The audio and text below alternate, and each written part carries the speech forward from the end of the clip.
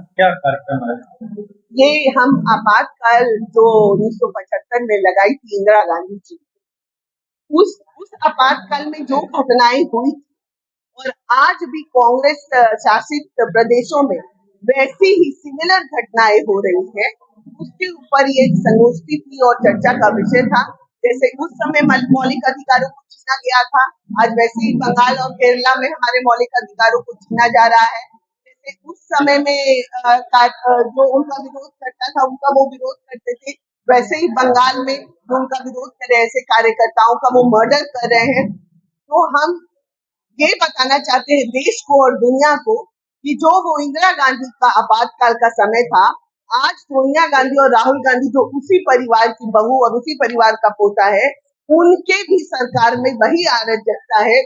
जैसे जितना वो डोमिनेट करती थी, उतना ही ये भी डोमिनेट करते हैं।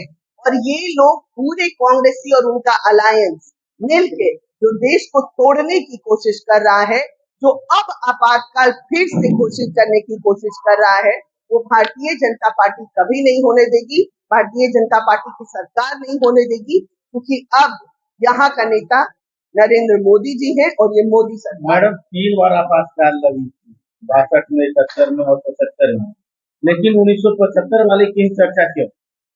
62 और 71 वाले की चर्चा क्यों नहीं? क्योंकि सबसे ज्यादा हत्याएं और ये मौलिक अधिकार जो छीने गए थे, प्रेस को बंद किया गया था, पूरा तहस नहस देश हो गया था, किसी को कुछ समझ में नहीं आ रहा था कि क्या करना है।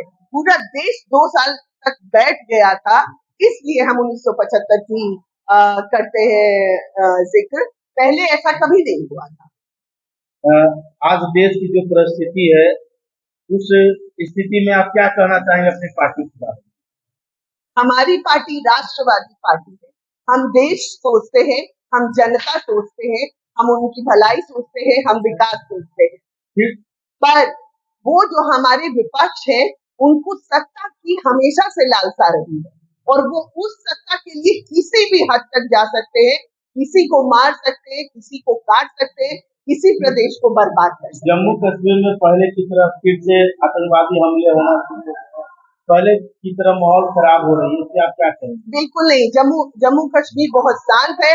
ये जो एक दो छिटपुट घटनाएं हैं वो वापस, क्योंकि ये कांग्रेस वाले कुछ सीट पा लिए हैं, उनका मनोबल बढ़ गया है और इसलिए पाकिस्तान द्वारा भेजे गए जितने भी टेररिस्ट हैं वो बमबाजी कर रहे हैं। पर ये नहीं चलेगा। ये एक दो घटनाएं अब तो हो भी नहीं रही है। अब आप बहुत दिन से सुन रहे थे, जम्मू कश्मीर अब हमारा अंग है, वो हमारा ही है, वो देश का अंग है, वो देश की शान है और वो हमेशा सुरक्षित और शांत और आपने बोला कि बंगाल और केरला पाकिस्तान की तरह, क्या लग रहा है ऐसा क्यों?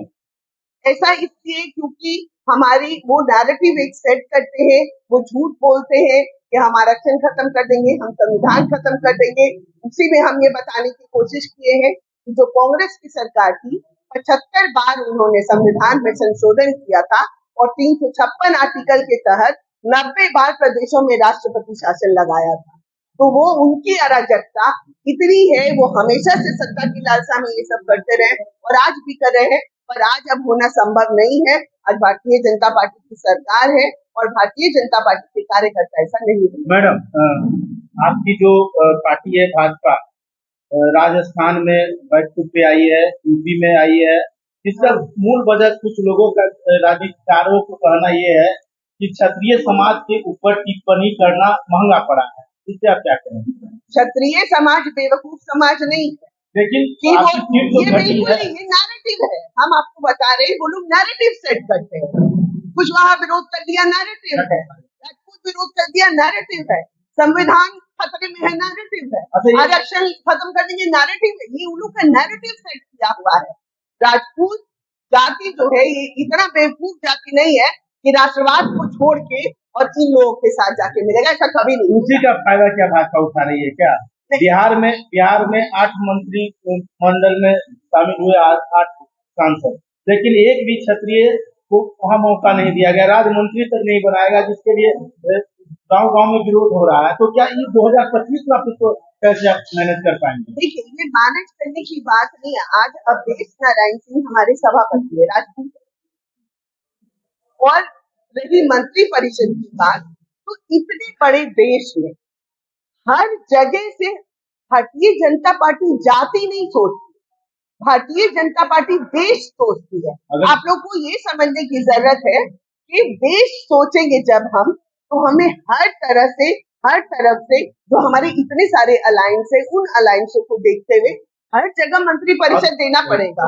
अगर आपकी पार्टी जात नहीं देखती है तो जीतन राम मांझी हम पार्टी का एक सांसद केंद्रीय मंत्रिमंडल में शामिल हुए, लेकिन यहाँ पर बिहार में अभी तक 6 सांसद राजपूत समाज से हैं, उनमें से एक को भी नहीं बनाया गया। अगर आप जाति आप नहीं ये देखते तो उनको आप क्यों ये बनाया गया? समझिए, आप ये समझिए कि मांझी समाज जो था वो बहुत पहले देखते थे तो बड़ा दबा कुचला समाज एक माना जाता था। आज उसका एक नेता जो इतना अनुभवी नेता है, जो बिहार का मुख्यमंत्री थे और अब जाके वो सांसद बने हैं, तो मांझी का प्रतिनिधित्व कौन करेगा वहां? तो जीतन राम मांझी कर रहे हैं। लेकिन राजपूत तो कोई नहीं करे। राजपूत वो क्यों नहीं करेगा भाई? गजेंद्र सिंह शेखावत राजपूत से मंत्री है वहां पर। बिहार की बात कर रहे हैं। बिहार की बात आप क्यों कर रहे हैं? आप पूरा देखिए ना, ऐसा हो हम देश की बात करें। नहीं नहीं, एक ये क्या विधानसभा है? ये नहीं भाई साहब, ये विधानसभा नहीं है, देश है। गजेंद्र सिंह शेखावत, राजनाथ सिंह, ये लोग कौन है? राजपूत ही है ना। देश देखते हैं मोदी जी, प्रदेश नहीं देखते हैं, क्योंकि जब देश आगे बढ़ेगा तभी विकास होगा। पूरे देश को लेके चलना पड़ेगा। हम बांटने की राजनीति नहीं करते कि इसको बांट दिए, उसको बांट दिए, उसको थोड़ा देके बहला लिए, उसको नहीं, बहलाने बहलाने का काम नहीं। 2025 में भाजपा की ओर से मुख्यमंत्री का चेहरा कौन है? भारतीय जनता पार्टी के मुख्यमंत्री का चेहरा कौन होगा ये डिसाइड करने वाले हम तो है नहीं। क्या लग रहा है? हमारे ऊपर जो नेतृत्व है, हमारा जो हाई कमान है, वो ये डिसाइड करता है, और जो वो डिसाइड करेगा हम लोग सब उसके साथ हैं।